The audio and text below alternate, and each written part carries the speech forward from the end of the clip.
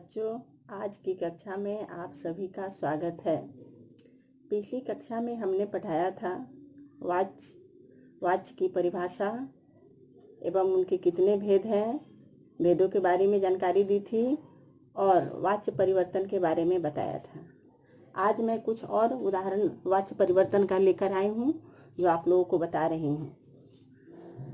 आज मैं कर्मवाच्य से कर्तृवाच्य में परिवर्तन करूंगी।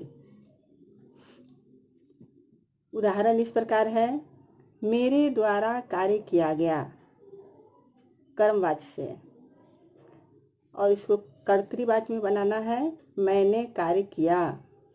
दूसरा उदाहरण इस प्रकार है, छात्रों द्वारा परीक्षा दी गई, कर्तृवाच्य में छात्रों ने परीक्षा दी।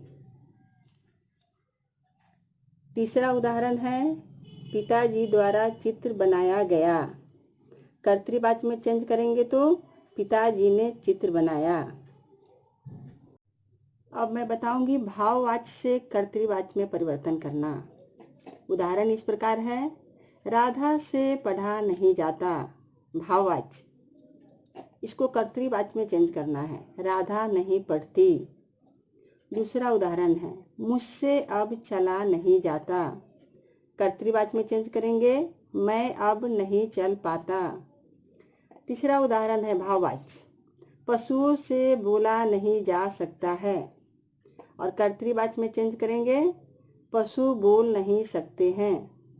चौथा उदाहरण इस प्रकार है, उससे जोर से नहीं बोला जाता, इसको कर्तृवाच्य में चेंज करेंगे, वह जोर से नहीं बोल सकता। अब मैं कुछ इस प्रकार उदाहरण बताऊंगी कि परीक्षा में आपको इस प्रकार से आएगा कि निर्देशानुसार वाच्य परिवर्तन कीजिए। आप कैसे वाच्य को परिवर्तन करेंगे? क्वेश्चन दिया रहेगा, मालविका गीत गाती थी, आपको कर्मवाच्य में चेंज करना है। आप अपने से भी बनाएंगे, लेकिन मैं कुछ उदाहरण आपको बता दे रही हूँ। मालविका द्वारा गीत गाया गया। दूसरा उदाहरण है, अंग्रेजी का यह उपन्यास मुझसे नहीं पढ़ा जाता, आपको कर्तृवाच्य में चेंज करना है। कर्तृवाच्य में मैं अंग्रेजी का उपन्यास नहीं पढ़ सकता। तीसरा उदाहरण है, वृद्धा सो नहीं सकती, आपको भाववाच्य में चेंज करना है। तो आप इस प्रकार चेंज करेंगे, वृद्धा से सोया नहीं जाता। कुछ इस प्रकार के भी उदाहरण आते हैं, जैसे दिया रहेगा कि वाच्य पहचानिए कि कौन सा वाच्य है, तो आपको पहचानने में आसान होगी। कुछ उदाहरण मैं दे रही हूँ, आप इसको भी देख लीजिए, अच्छी तरह से समझ लीजिएगा। मोहन भाषण दे सकता है, एग्जाम में आता है कि ये कौन सा वाच्य है, ये सिंपल वाच्य है, मोहन भाषण दे सकता है, कर्तृवाच्य।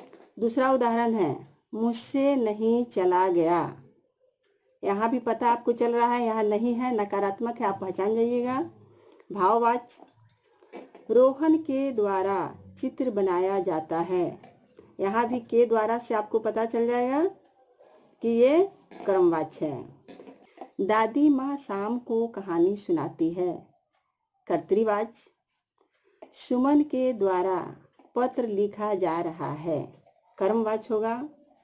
और छठा है, सर्दियों में रोज नहीं नहाया जाता, यहाँ भी नहीं है, इससे भी आप पहचान सकते हैं। एकदम सिंपल तरीका आपको है कि आप तुरंत पहचान जाएंगे कि कौन सा वाच्य है, और ये भाववाच्य है। मुझे उम्मीद है कि आप अच्छे से समझ गए होंगे। और एक बात का और ध्यान रखेंगे कि हमेशा कर्मवाच्य में कर्ता के साथ से अथवा के द्वारा विभक्ति जुड़ी होती है, और इसमें मुख्य क्रिया सकर्मक होती है, केवल इसमें सकर्मक क्रिया ही होती है। और भाववाच्य में क्रिया सदैव अकर्मक क्रिया में होती है, अकर्मक क्रिया होती है, और क्रिया का रूप सदैव एक वचन और पुल्लिंग होता है, इस बात का ध्यान देंगे। और मुझे उम्मीद है कि आप अच्छी तरह वाच्य समझ गए होंगे। अगर कहीं भी आपको परेशानी हो तो आप मुझे बताइएगा, नीचे कमेंट कीजिएगा। और आप अच्छी तरह समझ गए होंगे तो आप मेरी इस वीडियो को लाइक कीजिएगा और सब्सक्राइब कीजिएगा। धन्यवाद।